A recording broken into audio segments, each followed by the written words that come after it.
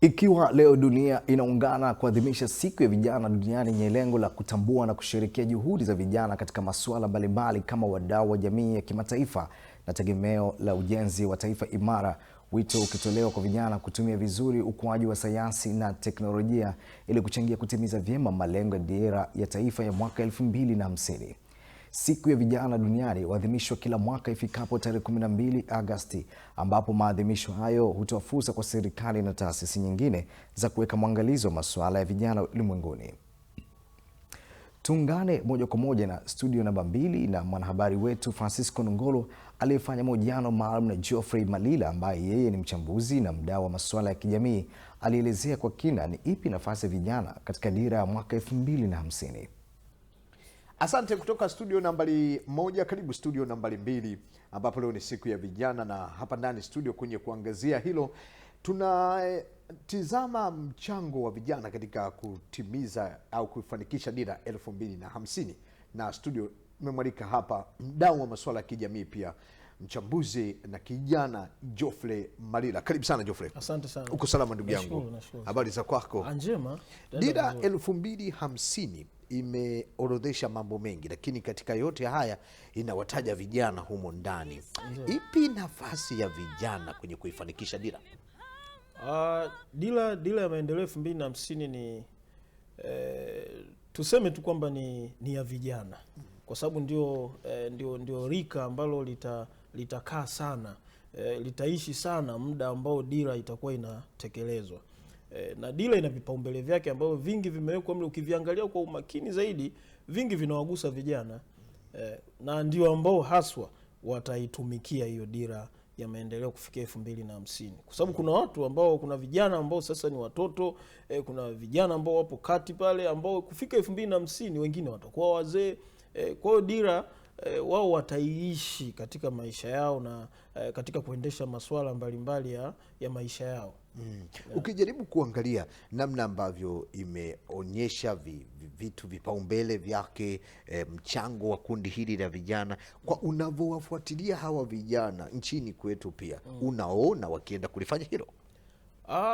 Hatuwezi kusema kwamba wapo ambao wana uwezo wa kuivusha dira ya maendeleo, kwa sababu wapo vijana wapambanaji ambao wanapambana, wanafanya shughuli mbalimbali kama ilivyoelekeza dira, masuala ya kilimo, masuala ya biashara, masuala ya sayansi, teknolojia, ubunifu mbalimbali wanafanya, lakini wamekuwa wakijihusisha sana na masuala ya maendeleo mtambuka katika nchi. Kwa hiyo wapo wanaoweza kuivusha na kuifikisha dira na kukamilisha yale ambayo yameelekezwa kwenye dira.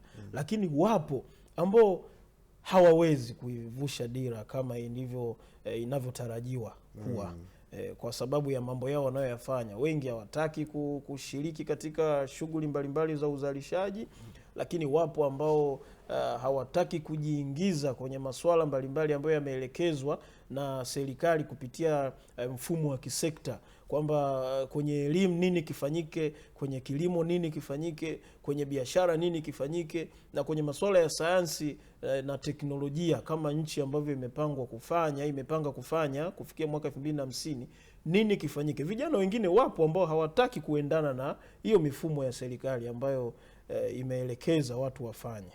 Dira sio maneno tu.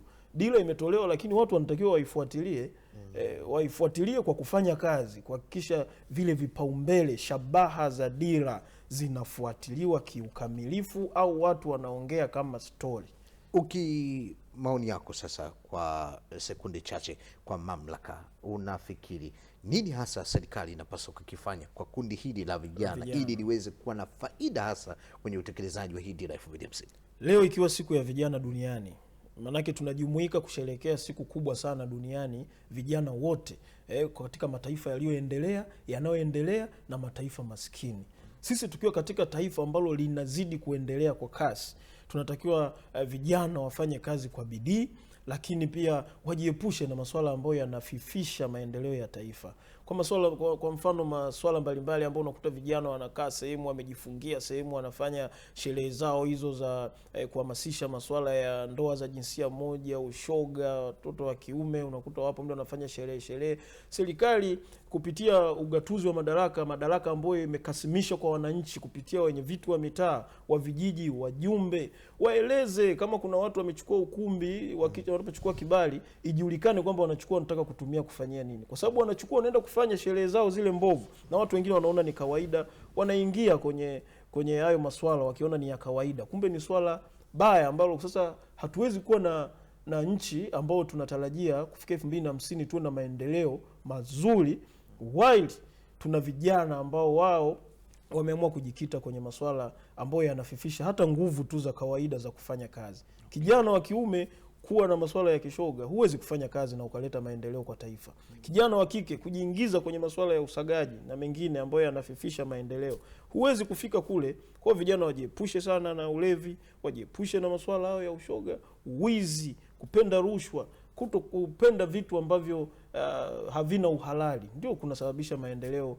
kuwa chini. Kwa hiyo tukiacha hilo, serikali kufikia 2050 nchi itakuwa nzuri zaidi ya hapa, ambapo vipaumbele vya dira 2025 iliyoisha vingi vimetekelezwa. Miundombinu sasa hizi ukitembea nchi sehemu kubwa unaona tunakanyaga lami tu tunafika tunakoenda, lakini zamani ilikuwa miaka 25 nyuma ilikuwa haiwezekani.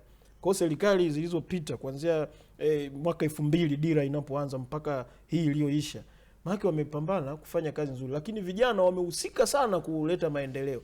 Kwa hiyo na hapa sasa inatakiwa vijana waingie vizuri ili kuisimamia hii dira ya maendeleo 2050, kuiletea nchi maendeleo, sio kuingia kwenye masuala ambayo yanavunja utu, utamaduni na taratibu zetu kama Watanzania. Sisi ni waadilifu na watu wenye adabu na nidhamu katika nchi nzima.